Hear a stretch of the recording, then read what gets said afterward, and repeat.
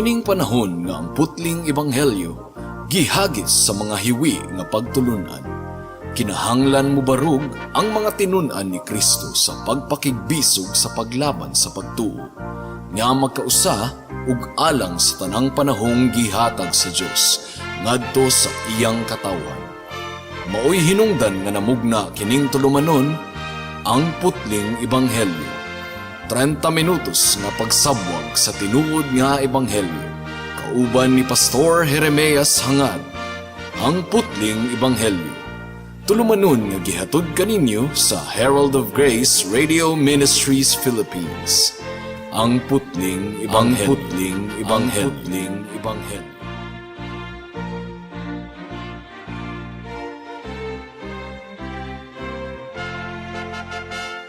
Alang sa pagpamalandong sa pulong sa Dios ning takna sa kahaponon, atong ablihon ang Marcos Kapitulo 4, versikulo 35 hangtod sa 41. Ang giingon diri mga kaigsuonan, ug nianang pagkagabi giingnan ni Jesus ang iyang mga tinun-an. Manabok kita sa lanaw, busa gibiyaan nila ang panon sa katawhan ug ang mga tinun-an misakay sa sakayan nga gisakyan ni Jesus ug nagkuyog sila.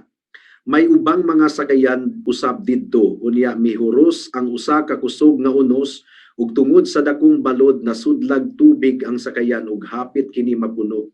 Apan natulog lang si Jesus nga nag-unlan didto dapit sa ulin. Gipukaw siya sa mga tinun-an nga nag-ingon, magtutudlo, wala ka ba mabalaka nga hapit naman kita malunod? Mibangon si Jesus ug iyang gipahunong ang hangin ug ang mga balod iyang giingnan, hunong, ug mihunong ang hangin ug mibanos ang kalinaw.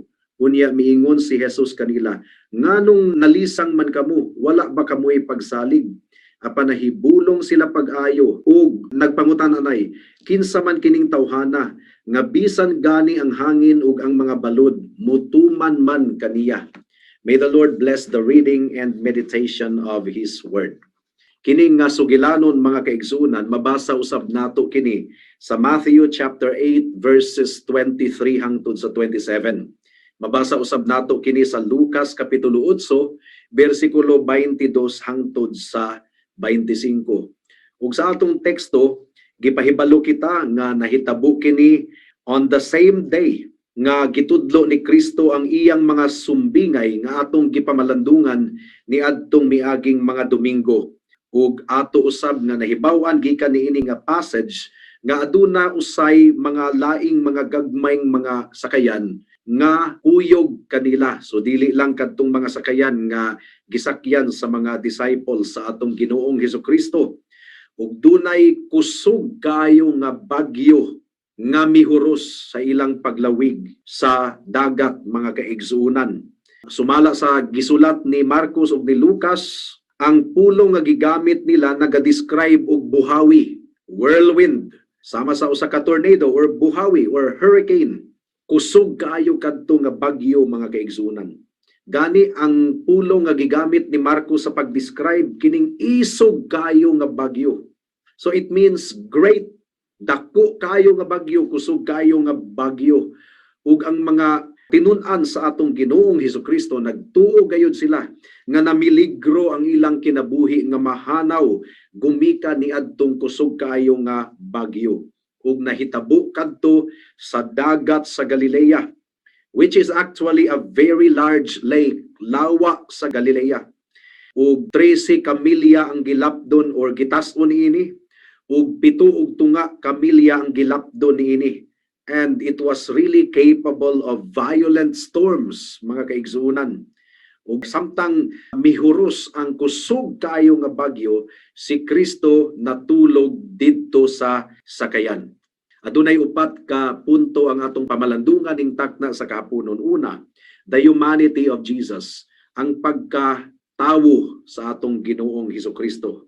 Ikaduha, the desperation of His disciples. Desperado kaayo ang mga disipulo sa atong Ginoong Hesukristo. Ang ikatulo, ang tubag sa atong Ginoo sa hangyo sa iyang mga disipulo. Ug ikaupat, ang espiritual nga hulagway niini nga panghitabo mga kaigsuonan or ang espiritual nga leksyon. Mudangat muna kita sa mga pagampo at isir pa kita mo padayon sa pagpamalandong sa pulong sa Ginoo. Let us pray.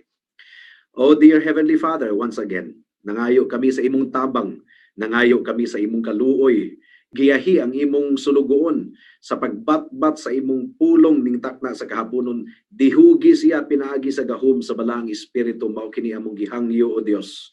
O gipasalamatan tungod kay matinud-anon ikaw sa imong saad, dili kawang ang pagmantala sa ebanghelyo, mamunga gayud kini. Mao kini among giampo ug gipasalamatang daan sa ngalan ni Jesus. Amen.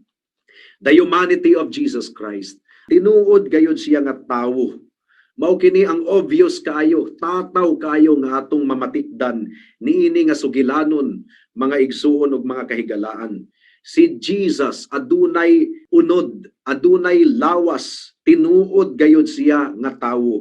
He took upon himself a true body ug iyang nasinatian ang tanang mga kahuyangon sa iyang pagkatawo. Gumikan kay tawo siya. Adunay mga higayon nga si Kristo gigutom. Sumala sa Matthew chapter 21 verse 18, paminawan ninyo mga kaigsuunan. Sa pagbalik ni Jesus paingon sa siyudad ni Anang pagkabuntag, gigutom siya. So you see, walay kalainan si Kristo kanato. Gibati usab siya og kagutom, gumikan kay tinuod siya nga nahimong tawo. Ikaduha, giuhaw usab ang atong Ginoong Hesukristo niadtong nagbitay na siya dito sa krus, sa Kalbaryo, misinggit siya, giuhaw ako, I thirst. And I believe that it was a true physical thirst. Nasayod usab si Kristo kung unsa ang mabati nga kaguol gumikan sa mga problema niining kalibutana. In fact, ang Isaiah kapitulo 53 naga-describe ni Kristo ingon nga tawo sa daghang pagbangutan. So you see, niadtong namatay si Lazarus, mabasa nato sa John chapter 11 verse 35 nga si Kristo mihilak. Jesus wept. O gikapoy usab kaayo ang lawas ni Kristo. Mo kini giingon sa Juan kapitulo 4 bersikulo 6, paminawan ninyo mga kaigsuonan. Atuad didto ang atabay ni Jacob. Milingkod si Jesus tupad sa atabay kay gikapoy man siya sa panaw. Mga alas 12 kadto sa udto. Gikapoy si Kristo sa panaw. Abi nato og Dios lang si Kristo, dili siya bation og kakapoy. Of course, isip Dios, dili siya bation og kakapoy. Apan si Kristo nahimong tawo. Gipakita gayud niini ang humanity of the Lord Jesus Christ. Ang pagkatawo sa atong Ginoong Hesukristo ug ang iyang pagka-Dios mahinungdanon gayud kayo sa atong pagtuo isip Kristohanon mga kaigsuonan. Isip atong propeta. Remember, Jesus Christ is described in the Bible as prophet, priest, and king. Isip propeta, si Kristo Dios. Nasayod si Kristo sa hunahuna sa Dios. Nasayod si Kristo sa kabubuton sa Dios. Apan isip tawo, takos si Kristo or angayan si Kristo nga mupaila-ila sa Dios nga ri kanato. Usa sa iyang mga angga or pangalan, Emmanuel, nga ang but ipasabot, God with us. Not because of God's inability to impart His will, of course.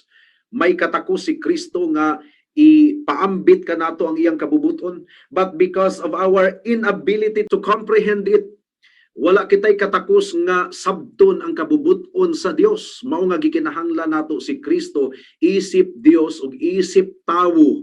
Ug tungod kay siya nahimong tinuod nga tawo, pwede niyang ipaambit sa atong tawhanong panabot ang kabubuton sa Dios. Mikanaog si Kristo ug gipaila-ila niya ang Dios nga ri kanato. Nauisip atong pangulong pari mga kaigsuonan. Dili mahimong ipaula ni Kristo ang iyang dugo kung wala siya nahimong tawo. Nahimong gayud siyang tawo. Nakabaton siya og unod, nakabaton siya og dugo. Gumikan kay kung walay pag-agas sa dugo, walay kapasayloan sa tanang mga kasalanan, mao kini giingon sa Hebrewhanon kapitulo 9 bersikulo 22. Apan gumikan kay Dios usab si Kristo, ang iyang gihalad nga sakripisyo didto sa cross sa Kalbaryo adunay bili gidawat sa Dios Amahan, gumikan kay balaan kadto nga dugo. Kung si Kristo tawo lamang, walay pulos ang dugo nga iyang giula didto sa cross sa Kalbaryo. Now isip hari nato mga kaigsuunan. Kung wala pa nahimong tawo ang atong Ginoong Hesukristo, lahi ang iyang pagkahari. Dili siya makahibalong mudala kanato. Dili siya haom nga mahimong atong pangulo gumikan kay dili siya makasimpatiya kanato kung wala siya nahimong tawo. Apan nahimo siyang tinuod nga tawo. Mao gani nga according to the book of Hebrews, adunay dako kayong simpatiya ang atong Ginoong Hesukristo, nabati niya ang atong kahugyangon, gumikan kay nasinati niya kining mga butanga. Apan kung si Kristo dili Dios, ang iyang pagkahari walay pulos. Gumikan kay dili niya mapanalipdan ang iyang iglesia gikan sa pag-atake ni Satanas. Usa sa tahas sa hari sa usa ka nasod mao nga protektahan ug labanan ang nasod gikan sa pang-atake sa mga kaaway nga nasod. Si Satanas kaaway sa iglesia. Kung si Kristo tawo lamang, wala siya katakos, wala siya abilidad nga panalipdan ang iyang iglesia.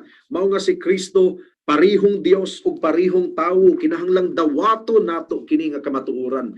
Ayaw kamugtuon ni anang grupo nga kutluon po nila ang Biblia, paklion usab nila ang Biblia, basahon nga si Kristo tawo. Tawo man gyud si Kristo. Apan dili nila basahon ang mga passage nga nag-ingon nga si Kristo Dios. Roma Kapitulo 9, versikulo 5, ug daghan pa kaayong mga passages in the scriptures.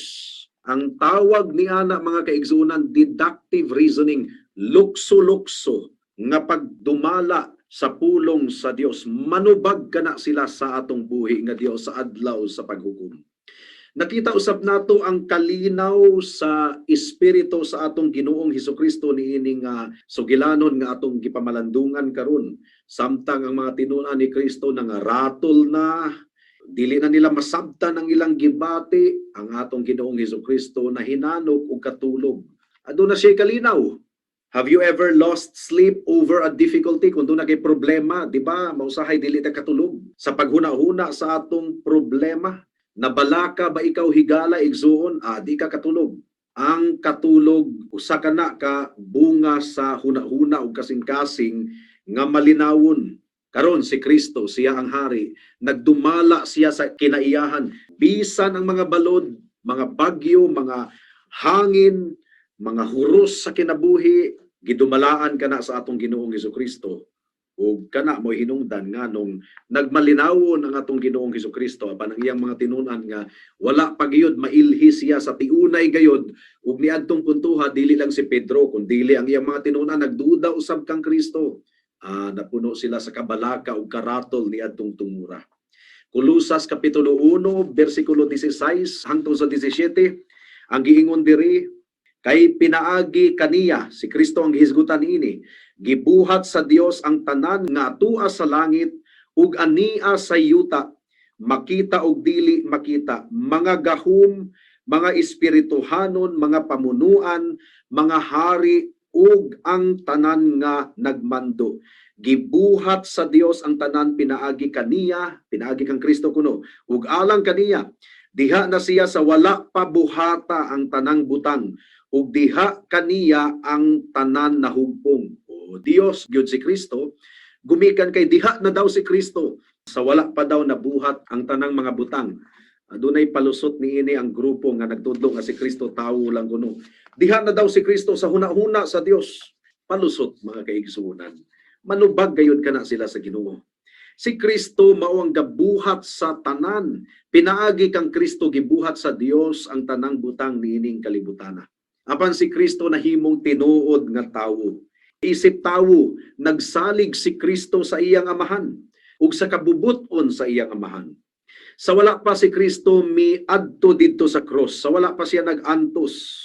Samtang siya nagagulo didto sa tanamanan sa Getsemani, ang giingon sa Lucas Kapitulo 22, versikulo 42, amahan, miingon siya, kung buot ka, kuhaa kining kupa, gikan kanako, apan dili ang akong pagbuot, kung dili ang imo maoy matuman. So isip tawo, nagsalig lamang gayud si Kristo sa kabubuton sa iyang amahan.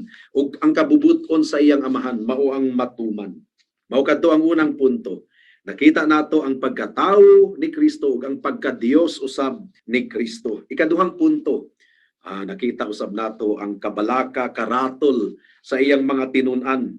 Desperate ang iyang mga tinun-an, mga kaigsuunan. Nagkakusog ang bagyo, ang hangin mihuros, ang buhawi kusog kaayo sa tanan. Nangahadlok ug nangalisang ang iyang mga tinun-an. Remember, mga kaigsuunan, ayog kalimti, nga kadtong mga tinun-an ni Kristo, daghan kanila mga mangingisda, mga eksperto nga mga mangingisda. Ug daghan na kaayong bagyo sa ilang pagpangisda, pero kadtong bagyo nga ilang nasinatian ni adtong taknaa, grabe gayud kaayo.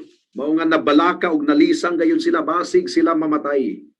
Now, posible mga kaigsunan nga kadtong bagyo hagikan ni Satanas. Ngano? Sukad pa sa sinugdanan si Satanas, gusto na gyud niyang patiyon si Kristo ug ang mga tinun-an ni Kristo. Nakita nato nga nagpanglihok si Satanas sa kinabuhi ni Herod, ni adtong buot niyang patiyon ang bata nga si Kristo nga natawo, bagong natawo. Gipapatay ni Herodes ang mga bata 2 years old and below. Ang tumong ni Herodes maapil og kamatay si Jesucristo. Nakita usab nato kini sa pagtintal ni Satanas kang Kristo didto sa disyerto. Niadtong miingon si Satanas, "Ambak kung tinuod ka nga anak sa Dios."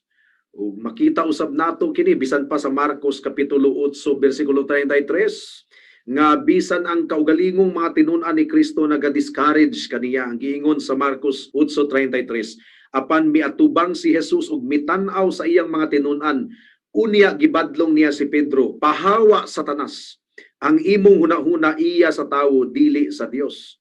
Ug bisan pa sa pag-agulo ni Kristo dito sa tanamanan sa Getsemani, nagpanglihok usab si Satanas. So posible nga kadto nga bagyo, mga kaigsunan, gikanto ni Satanas. So remember, ang giingon sa Biblia, aduna usay gahom si Satanas diri sa kalibutan. Kaya usab nga palihukon ni Satanas ang mga bagyo ug mga hangin. Ayaw na ninyo kalimti, mga kaigsunan. Hub kapitulo 1 bersikulo 18 ug 19 nagaingon, ug wala pa gani siya makahumagsulti, may miabot na usab nga laing sulugoon. Gipalihok ni Satanas ang mga elemento ni ining kalibutana. Ang giingon dinhi, ug wala pa gani siya makahumagsulti, may miabot na usab nga laing sulugoon ug miingon, samtang nagbangkite ang tanan mong mga anak didto sa balay, sa kamagulangan nilang igsuon, may mihapak nga alimpulos gikan sa disyerto. Nagunob ang balay ug natumpagan ang imong mga anak, patay na sila. Ako ray nakalingkawas, busa ania ako sa pagsugilon kanimo. Gikan ni Satanas kadtong nga alimpulos, mga kaigsunan. Dili nato nakalimtan. So katong bagyo, kusog kayo nga nasinatian sa mga tinun-an ni Kristo, kauban si Kristo at that time, posible nga gikan kadto ni Satanas. Now, ang mga disciples, nagsugod na sila sa pagsaksi sa mga milagro nga gibuhat ni Kristo sa iyang pagministeryo. Now, on the one hand, basin og nadismaya sila kay nangaratol na sila, nangalisang na sila, si Kristo natulog gihapon. Unsa ba si Kristo walay pakabana? Basin og nadismaya sila kang Kristo. On the other hand, nakita nila nga si Kristo lamang ang makaluwas kanila at that time. So bisan pa og nagduha-duha sila, at doon na sila'y pagduda, nakita usab nila nga si Kristo lamang ang makatabang nila ni adtong taknaa. Ug ang paghilak sa iyang mga disipulo, hilak ang giingon sa teksto, ang ilang pagtawag kang Kristo, ang nagduso kanila mao ang tumang kahadlok ug tumang kalisang. Ang kahadlok, mga kaigsuonan, sala kana, gumikan kay pagduda kana, dili ka na pagsalig or nagpakita lang ka na nga wala kitay pagsalig sa Dios. Ug ila pang kipasumanginlan si Kristo, Lord, wala ka ba'y pakabana nga malunod na kami ug mga matay na kita? Their fear led them into deeper sin. Murag ilang gipasumanginlan si Kristo. Ang giingon diri, apan natulog lang si Jesus nga nagunlan didto sa daplin sa ulin, gipukaw siya sa mga tinun-an nga nagingon, magtutudlo, wala ka ba mabalaka nga hapit naman kita malunod? So gipasumanginlan pa nila si Kristo. Now, basin og nagtuo kita, mga kaigsuunan, nga kung kauban nato si Kristo, ang dalan sa atong kinabuhi hapsay sa tanang higayon, dili na tinuod. Ang mga tinunan magani ni Kristo, kauban na gyud nila si Kristo, nasinatian pa nila ang kusog kayong bagyo ug hunos sa kinabuhi, mga kaigsuonan. It doesn't mean to say nga kauban nato si Kristo, exempted na ta sa mga problema sa kinabuhi. Exempted na kita sa mga bagyo sa kinabuhi. No. Ang mga bagyo ug suliran sa kinabuhi, mahitabo ka na sa parehong magtotoo ni Kristo ug dili magtotoo ni Kristo. So kung kita magtotoo ni Kristo, dili kita exempted sa mga bagyo sa kinabuhi. Apan kung kauban nato ang atong Ginoong Hesukristo, mga kaigsuonan, iya kitang tabangan sa panahon sa kalisdanan. Iya kitang luwason ug nagsugo ang Ginoo nga sa oras sa pagbangutan ug oras sa paglutos ug kalisdanan, musalig lamang gayod kita kaniya. That's the second point.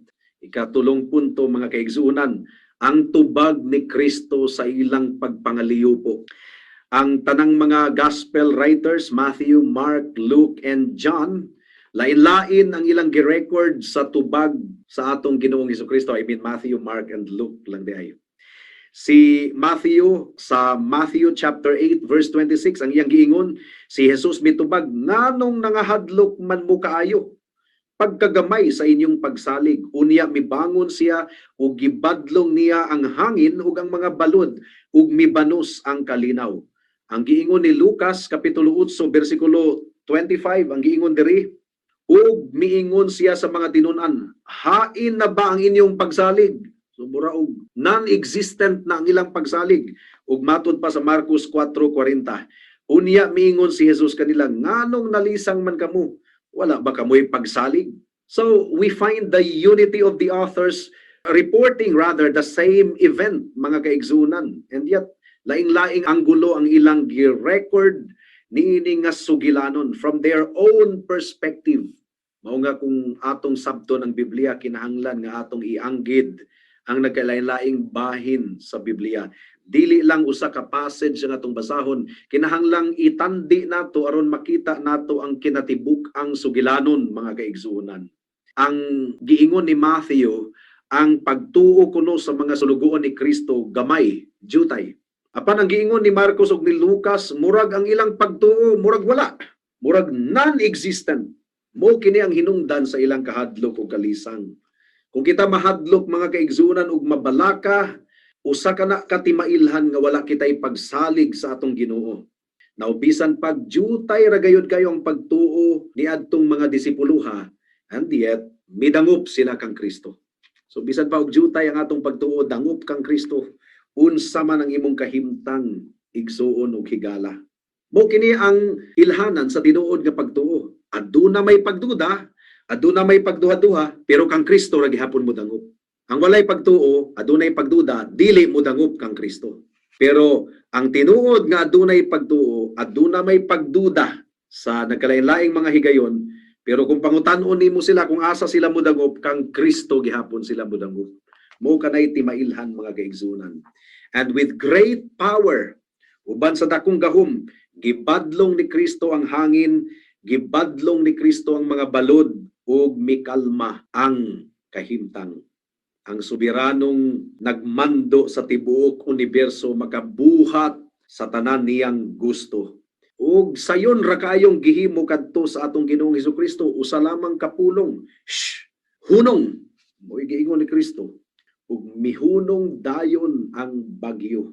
Ug sumala sa gikaingon ko kaganina, posible nga kadto nga bagyo gikan kadto ni Satanas sa pagpaningkamot niya nga patyon si Kristo ug ang iyang mga disipulo. Mao nga kusog gayud kayo. Apan si Kristo labaw pa kang Satanas.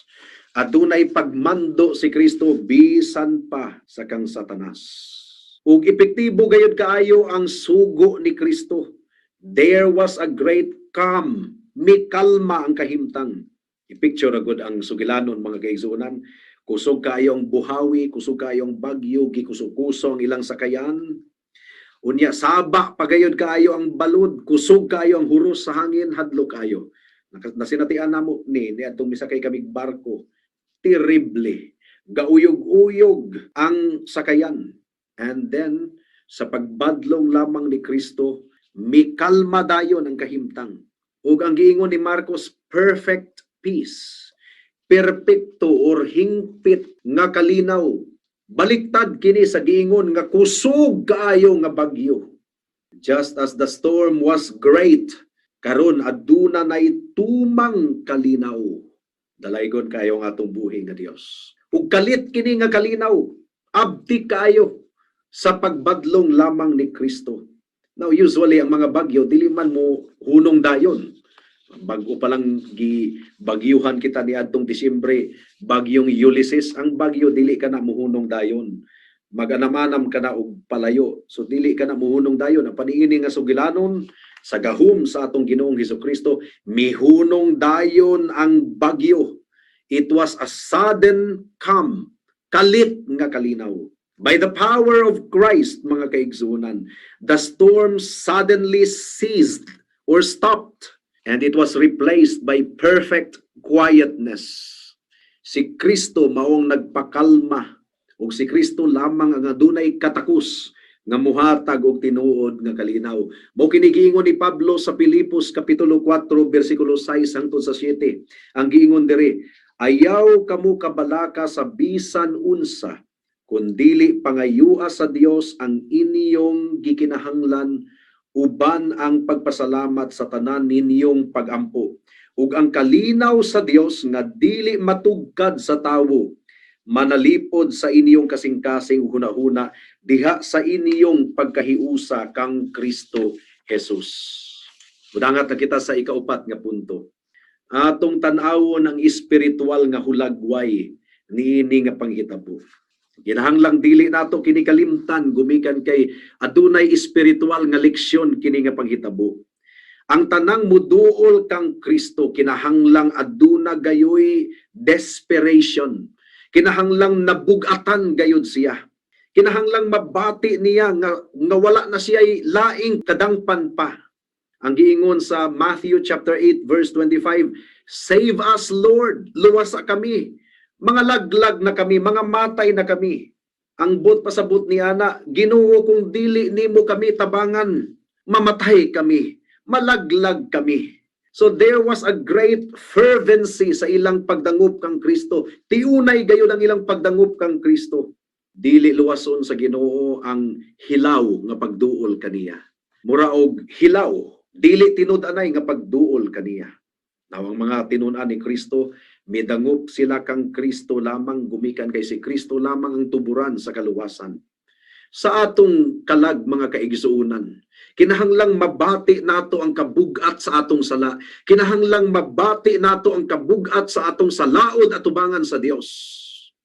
O kinahanglang mabati nato ang atong problema sa bad record and bad heart. Na kung dili kita tabangan ni Kristo, dili gayud kita maluwas. Ang giingon sa Buhat kapitulo 4 bersikulo 12, ang kaluwasan makaplagan lamang diha kaniya, kay dinhi sa kalibutan wala nay laing ngalan nga gihatag sa Dios ngadto sa katawhan nga maoy makaluwas kanato. Now si Kristo natulog didto sa bangka, pero wala sila nagpanuko sa pagpukaw kang Kristo. Ug giluwas sila ni Kristo sa iyang dakong gahom. Og mga kaigsuunan, bisag gaduha-duha sila, giluwas gihapon sila ni Kristo. Bisag jutay lamang ang ilang pagtuo, higala. Bisan pag ang imong pagtuo sama kadako or sama sa kagamay, sa liso, sa mustasa. Basta si Kristo lamang ang imong gituhuan ug wala nay lain pa. Dangop kang Kristo, gumikan kay siya lamang ang makapasaylo sa imong sala. Ang dugo niya ug iyang pagkamatarong lamang ang makaluwas kanimo. Dangop kang Kristo. Dili kaniya balibaran higala. Makasasala ikaw, apan si Kristo andam sa pagluwas kanimo. Now sa mga kaigsuunan sa iglesia, daghan pang mga bagyo sa kinabuhi ang atong atubangon. Samtang buhi pa kita niining kalibutana. Apan ang atong Dios puno sa grasya, siya ang magtabang kanato para sa mga kahigalaan nato. Bisan pag-unsa kadako ang imong sala, bisan pag-unsa kabugat, ang Ginoo andam nga mopasaylo kanimo kung ikaw modangup kaniya. Pero dili ka modangup kaniya kung gahuna ka nga buutan ka, kaya nimong luwason ang imong kaugalingon. No, di ka modangup kang Kristo ug dili usab luwason ni Kristo ang tawo nga adunay pagsalig sa iyang kaugalingon. Ang luwason ni Kristo ang tao lamang nga nawad-an na og pagsalig sa iyang kaugalingon ug kaniya lamang gayud nagasalig alang sa kaluwasan. Naundangi og salig ang imong kaugalingon ug ibutang ang imong pagsalig lamang kang Kristo ingon nga Dios ug manluluwas. Bugtong Dios ug manluluwas. Buhata kini karon kay basin og unyang taod-taod ulahin ang tanan. Magamputa. Salamat o Dios sa mensahe nimo ning takna sa kahaponon, among gipangayo ang bunga niini o Dios. And this we pray in Jesus name. Amen. Alang sa dugang nga mga pangutana, mahimong mo text kang Pastor Jeremias hangad sa 0935 744 3030.